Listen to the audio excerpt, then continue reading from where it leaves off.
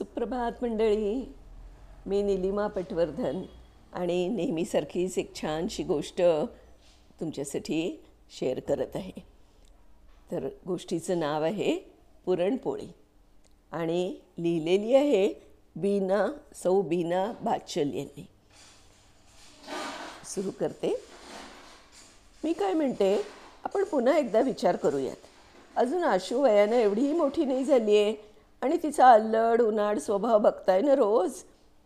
अशा घरी लेक द्यायची म्हणजे अगदी एकटी पडेल हो. अहो, चूक झाली तर कान पिळून शिस्त लावायला सासूच हवी. या घरात सगळी पुरुष मंडळी. सासऱ्यांना ऐकू येतं कमी. थोरले दीर वहिनी गेल्यापासून अगदी विरक्त, गंभीर. आणि मंगेश म्हणजे तो मुलगा सैन्यात. कसं निभायचं अशा घरी आशूचं? माझं मन तयार होत नाही बाई. तुम्ही पुन्हा एकदा नीट विचार करा. आशूची आई तिच्या बाबांना अगदी विनवून सांगत होती, पण आशूचे बाबा मात्र आपल्या निर्णयावर ठाम होते. अगं, मंगेशचं घर म्हणजे कोणी परकं आहे का आपल्याला? आशू आणि मंगेश लहानपणापासून एकत्र खेळलेली आहेत, मोठी झाली आहेत आणि कुठे परगावी जाणार आहे का लेक? इथून उठून पुढच्या चौकात तर सासर. घरची मंडळी म्हणाल तर अगदी सोन्यासारखी आहेत हो. आता दीर गंभीर असले म्हणून काय झालं? आशूला काय त्याचं? सासरेही अगदी शांत. आणि मंगेश म्हणतील त्याबद्दल तर ते काहीच कधी बोलत नाही. आणि मंगेशचा स्वभाव तो तर आपलाच काय, आपल्या गावाचा अभिमान आहे. मला तरी काही अडचण वाटत नाही. शिवाय आशूचीही काही हरकत नाही. मग तुझं काय गं मध्येच? आशूच्या बाबांनी आपला मुद्दा स्पष्ट केला. भगवंता, आता तूच समजावून सांग या बापलेकींना. अहो, आशू म्हणजे घरभर नाचणारी मैना आहे नुसती. एवढी मोठी झाली गधडी, पण 4 गोष्टी येत नाहीत स्वयंपाकघरातल्या. तुमच्या लाडामुळे फावलंय सगळं. तिथे त्या घरी जाऊन काय शिजवणार ही कार्टी कपाळ? काही येत नाही आहे तिला. आशूच्या आईला विचार करून वैताग आला होता. पण या आशूच्या वडिलांपुढे तिचा कसला निभाव लागतो म्हणा. अखेर मंगेश सुट्टीत गावी आल्यावर साखरपुडा आणि लग्न असे विधी एकत्रच उरकून आशूची पाठवणी मंगेशच्या घरी झाली. आशूला नवीन घरात फारच गोंधळून जायला झालं नाही, पण तरी देखील थोडंफार तर जाणवलंच. सकाळी उठू तेव्हा अंगण केर काढून स्वच्छ करणं, बागेतली झाडं पाणी पिऊन डुलत असायची, घरातलं पाणी भरून ठेवलेलं असायचं. कामाच्या मावशी आणि तिचे दीर अर्थात दादा स्वयंपाक पाण्याचं बघायचे. सासरे आंघोळ करून दूध घेऊन देवपूजा पोथी असं सगळं करायला बसत ते थेट दुपारी 12 वाजता त्यांचं सगळं आटपत असे. नवीन नवरी घरी आली आहे म्हणून कोणीच तिला जास्त काही काम सांगत नसे आणि आशूला ते लक्षातही येत नव्हतं.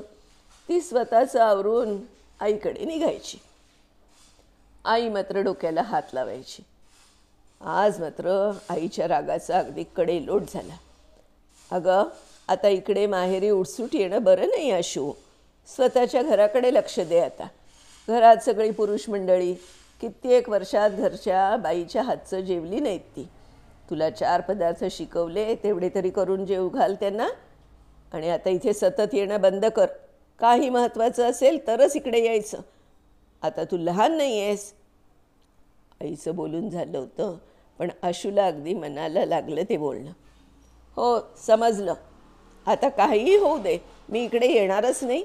अगदी तू मागे लागलीस ना तरी देखील.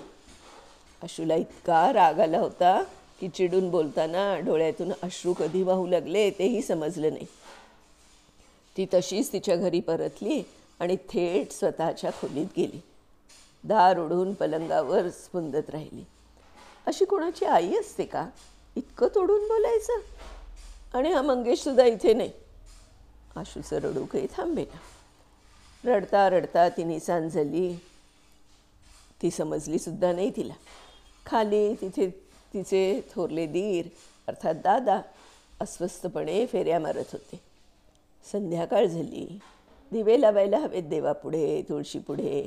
पण सुनबाई दुपारी वर गेली आहे, ते अजून खाली आलीच नाही. काय करावं? वर जाऊन दार वाजवून यावं का? दादांना त्यांच्या स्वभावाविरुद्ध वर जाऊन आशूला जाऊन बघावं हे पटेना. दादांचे वडील तेही आता मोठ्या आवाजात चौकशी करू लागले. मग मात्र न राहवून त्यांनी जिन्यातूनच आशूला हाक मारली. पण काहीच प्रतिसाद आला नाही. म्हणून मग काळजीने ते वर गेले. दार नुसतं लोटलं असल्याने ते आत जाऊन आशूला उठवू लागले. तो त्यांच्या लक्षात आलं की सुनबाईनं तर चांगलाच ताप भरला आहे. मग त्यांनी त्वरेनं डॉक्टरांना बोलावून घेतलं. 2 दिवसांची औषधं देऊन डॉक्टर गेले. तोवर आशू जागी झाली होती आणि तिला फारच ओशाळवणं वाटू लागलं. आता आईकडे आली तर किती बरं होईल असा विचार आला मात्र. आणि दुपारचं आईचं बोलणं तिला आठवलं आणि ती एकदम गप्प झाली. तोवर खालून दिरांचा अर्थात दादांचा आवाज आला. सुनबाई, थोडा मेतकूट भात खाऊन घे बरं, तुला थोडं बरं वाटेल. औषधंही घ्यायची आहेत ना बाळा, तेव्हा काहीतरी पोटात जायला हवं. आशूला अजूनच लाजल्यासारखं झालं. ती गुपचूप खाली आली आणि मान खाली घालून भात चिवडायला लागली. इच्छा नव्हती, जिभेला चवही नव्हती, जात नव्हतं, पण करणार काय? काय होतंय बाळा, भात खावासा वाटत नाही का? दुसरं काही बनवू का? कसला एवढा विचार करते आहेस? त्यांच्या त्या प्रेमळ आणि तरीही गंभीर आवाजाने आशूच्या डोळ्यात पुन्हा पाणी आलं. अरे, रडतेस का? काय झालं नक्की? तिच्या रडण्याचा आवाज ऐकून आशूचे सासरेही तिथे स्वयंपाकघरात आले. त्या दोघांपुढे काय आणि कसं बोलावं हेच तिला समजेना. अगदीच अवघडली ती. पण बोलावं तर लागेलच. म्हणून मग तिनं सांगितलं, दादा, मला चांगला स्वयंपाक येत नाही, घर नीट सांभाळता येत नाही, म्हणून आई फार लागट बोलली मला. म्हणाली, तुझ्या घरी जातो. ते ऐकून दादांना हसू फुटलं. तिच्या सासऱ्यांना मग सांगावं म्हणून ते मोठ्यांनी बोलले, काही विशेष नाही बाबा, सुनबाईंना स्वयंपाक येत नाही, घर सांभाळता येत नाही म्हणून आई रागावली आहे त्यांची. दादा, आधी ते सुनबाई वगैरे बोलायचं बंद करा बघू. परवापर्यंत आशू म्हणत होतात हे सुनबाई पदाचं फार ओझं वाटतंय मला. दादांना कोणी इतकं तोंडावर बोललेलं नव्हतं. पण आशू बोलली त्याचा त्यांना राग येण्याची ऐवजी हसू झाले. आशू, अगं आई म्हणाली त्यात थोडंफार तथ्य आहे हो. हे बघ, किमान स्वतःचं पोट भरता येईल ना इतका स्वयंपाक तरी यायलाच हवा. त्यात पुरुष आणि बाई असा काही नियम नाही की किमान आपल्या घरात तरी नक्कीच नाही. तसं असतं तर आज तुला मेतकूट भात मिळाला नसता ना आयता. आशूला हे मनोमन पटलं. तुम्ही दोघंही शिकवाल का मला? आशूच्या या प्रश्नाला दादांच्याकडे उत्तर नव्हतं. त्यांनी नुसतीच मान डोलावली आणि सासरेबुवांनी हसून दुजोरा दिला. आज आशूच्या घरी बरीच गडबड होती. 4 पाहुणे, शेजारी आणि आशूचे आईवडील सगळेच येणार होते. मंगेश सुट्टी घेऊन येणार होता. मंगेशचं घरी येणं म्हणजे कुठल्याही सणावारापेक्षा जास्त आनंदाचं असायचं नेहमी. पण आज फार खास दिवस होता. नेहमी मंगेशच्या आवडीचं बनवायला दादा स्वयंपाकघरात व्यस्त असायचे. आज मात्र ते बाहेर सोफ्यावर आरामात बसले होते. त्यांच्या वडिलांच्या चेहऱ्यावरही हसू होतं. आशू मात्र परीक्षेला बसलेल्या विद्यार्थिनीसारखी काळजीत होती. तिच्या चेहऱ्यावर दडपण होतंच. अखेर मंगेश आला. घर आनंदानं भरून गेलं.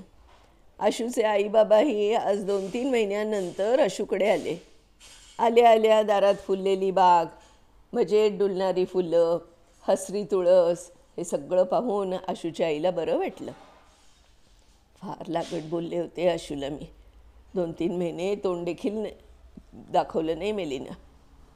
पण किमान या 2 महिन्यात डोक्यात काही प्रकाश पडला असेल तरी माझं नशीब, असं तिच्या मनातही आलं. आईला आपल्या लेकीला भेटून सगळं सविस्तर बोलायचं होतं, पण थोडा धीर धरायला हवा होता. इकडे सर्वांची पानं वाढली. मंगेशच्या आवडीचा पुरणपोळीचा बेत होता. सर्वांनी स्वयंपाकाला मनसोक्त दाद दिली. वाह दादा, एखाद्या बाईला लाजवेल अशी पोळी जमली आहे आज. दादांनी हसून म्हटलं, बाईनं कशाला लाजावं, कारण बाईनंच केली आहे ती पुरणपोळी. आशू, बघ तुझ्या हातची चव आवडली बघ सर्वांना. त्यांनी आशूला शाबासकी दिली. इकडे आशूच्या आईच्या साठी मात्र हा एक सुखद धक्का होता. एवढी उन्हाळ माझी लेक आणि चक्क पुरणपोळी बनवते, म्हणजे चमत्कारच म्हणायला हवा. आशूच्या आईला मग ते दादा म्हणले, आशूची आई, तुम्ही आशूला स्वयंपाक हे फक्त बाईचं क्षेत्र असं बिंबवू पाहत होता. आजकालची तरुण मुलं असं कुंपण घातलेले विचार ऐकून घेत नाहीत आणि मग त्या गोष्टीचा मूळ उद्देश मागे राहूनच उगाचच विरोध सुरू होतो.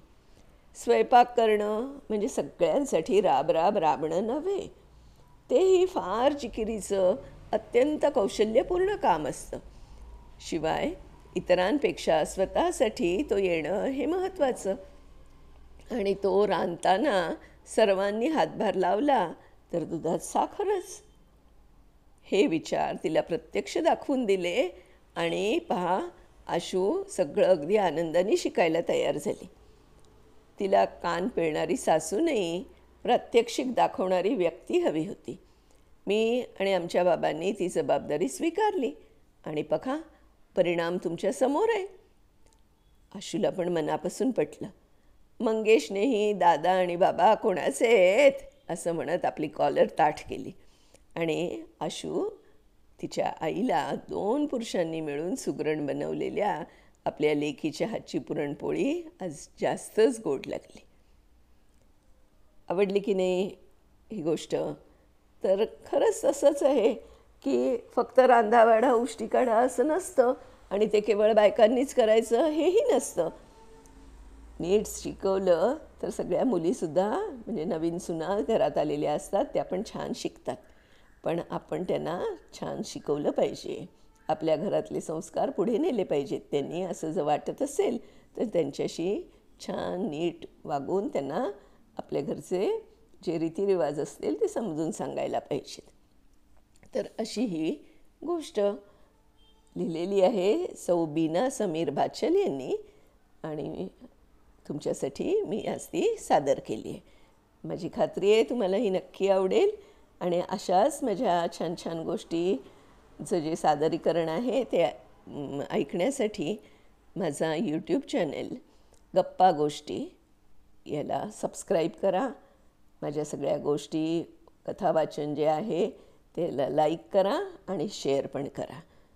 उद्या अशाच पुन्हा दुसऱ्या एखाद्या गोष्टीसह भेटूया. तोपर्यंत बाय बाय.